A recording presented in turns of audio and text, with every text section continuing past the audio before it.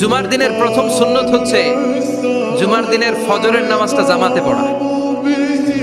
জুমার নামাজের প্রথম সুন্নত হচ্ছে ফজরের নামাজটা কি পড়া? জামাতে। আফদালুস সালাওয়াত ইনদাল্লাহি সালাতুল ফজরি ফি ইয়াউমিল জুমআতি ফি জামাআহ। বিশ্বনবী বললেন জুমার নামাজের 15টা সুন্নাত মুখস্থ রাখতে হবে। 1 নাম্বার সুন্নাত ফজরের সালাত জামাতে পড়তে হবে। 2 নাম্বার সুন্নাহ হচ্ছে আসওয়াক, মেসওয়াক করা। মাথরাতুন লিল ফাম মারদাতুন লিররাব, মেসওয়াক করলে দাঁত পরিষ্কার থাকে, আল্লাহ খুশি হয়ে যায়। 3 নাম্বার হচ্ছে দুহুন, তেল মালিশ করবেন। বিশ্বনবী জাইতুনের তেল চুলে আর গায়ে দিতেন। বিশ্বনবী বলতেন ওয়াদাহিনু ফাইন্না ফিত তাদহিনে বারাকাত, তেল খাও, তেল দাও, তেল মালিশ করো, তেলের ভেতরে আল্লাহ বরকত ঢুকাইয়া দিছে। 4 নম্বরে আত্তিব, জুমার দিনে সুগন্ধি লাগিয়ে যাওয়া সুন্নাত। লাগাবেন? লাগাতে রাজি আছেন?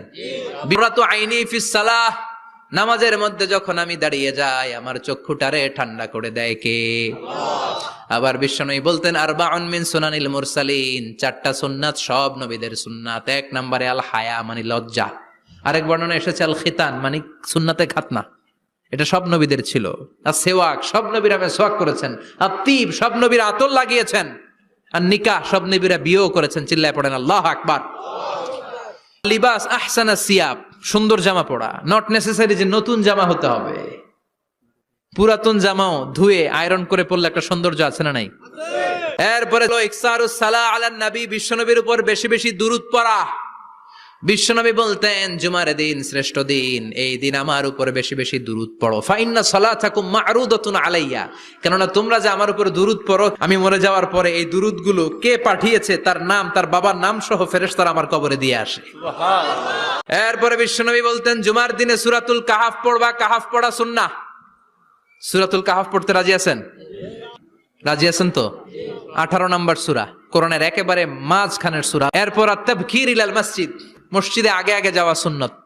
আগে যিনি যাবে উনি কি পাবে? তারপরে গরু, তারপরে বকরি, তারপরে মুরগি, মুরগির পরে ডিম না আন্ডা?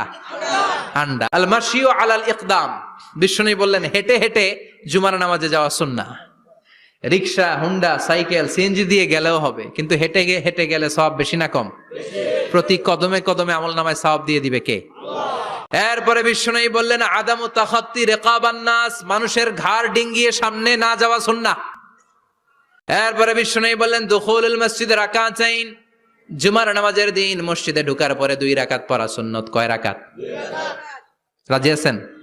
কবলাল জুমা বাদাল জুমা, অনেকে প্রশ্ন করে বাদাল জুমা 4 রাকাত, মসজিদে পড়লে 4, ঘরে পড়লে 2, কিন্তু কবলাল জুমা শুনি